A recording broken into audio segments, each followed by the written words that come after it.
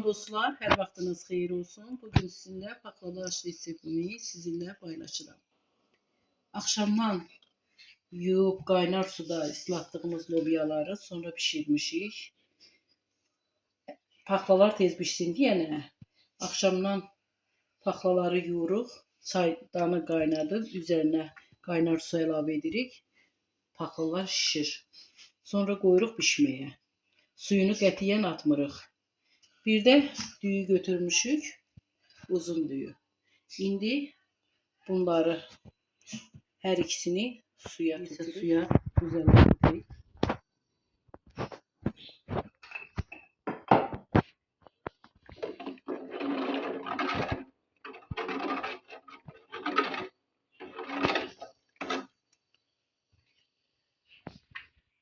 Sonra pişirdiğimiz paxlaları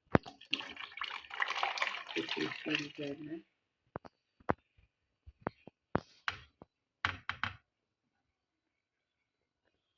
Şimdi ise yuduğumuz uzun düğünü lobyaların üzerine alıyoruz. Düğü pişene de gözlüyoruz. Sonra paxlavaşı düyü pişirəcəyik. İndi süzürük. Kırmızı olmağına göre suyu. Bu paxlaların rengidir bu. Düyü üzerine çıxırıq. İndi düyüləri süzürük. Qazanı qoymuşuq qızsın. Alt hissəsini qazmaq eləyirik.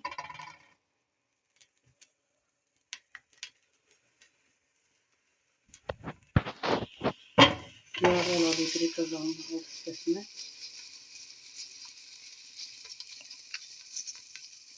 Qızsın. Qatıq götürmüşük. Bir ədəd yumurtanı alt hissəsinə qazmaq eləyirik.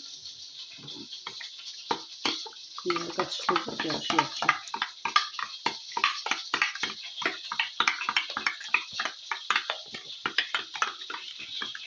Bir de dostlar, çekilmiş qozumuz var. Bir de pesoq əlavə etmişik. Üzerine yarım stəkan pesoq əlavə etmişik. Hər düyünün lobyanı sərdikcə aralarına qoz səpəcəyik.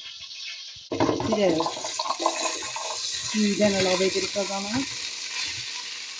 Qazmağa görə.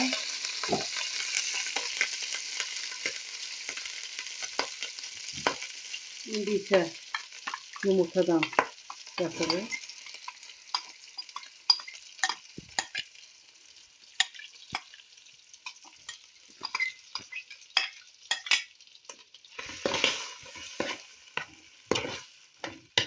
Qazmağı yaxşı alınsın deyənə.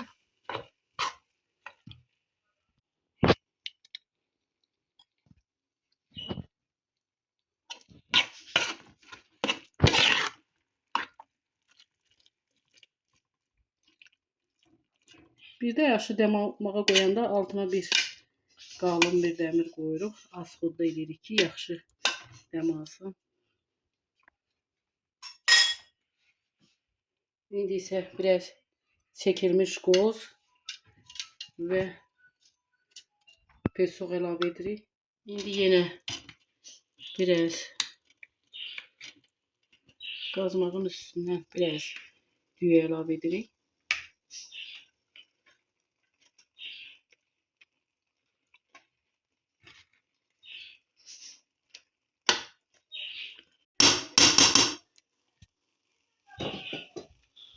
Yine çekilmiş qozdan, pesoqdan biraz əlavə edirik.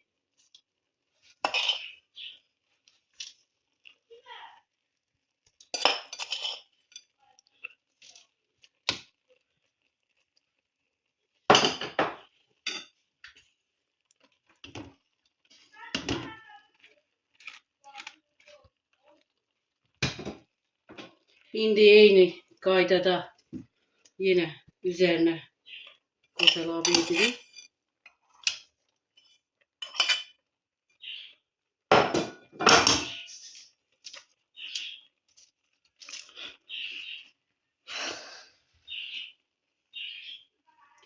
Bir də yağ. Üzərinə yağ qoyuruq ki, yaxşı çiğdi. Düyülər dəm alsın. Heh. Dostlar, paxlalı aşımız bişdi. Çox gözəl görünüşü və dadı da çox gözəldir. Sizdə bir söz deyim. Əgər pesoq sevmirsinizsə, pesoğa ehtiyac yoxdur. Bir stəkan qoz ləpəsi də aşının üzərinə əlavə edə bilərsiniz. Pesoq sevməyənlər üçün deyirəm. Bişirib siz də baxın. Görün, çox gözəl, dadlı və ləzzətli olur. Xahiş edirik, abunə olun, yorum yazın, like atın videolarımıza, bizlərə dəstək olun. Bizim videolarımızı kim bəyənib, yorum yazır, buradan öz təşəkkürümü bildirirəm hər birinizə.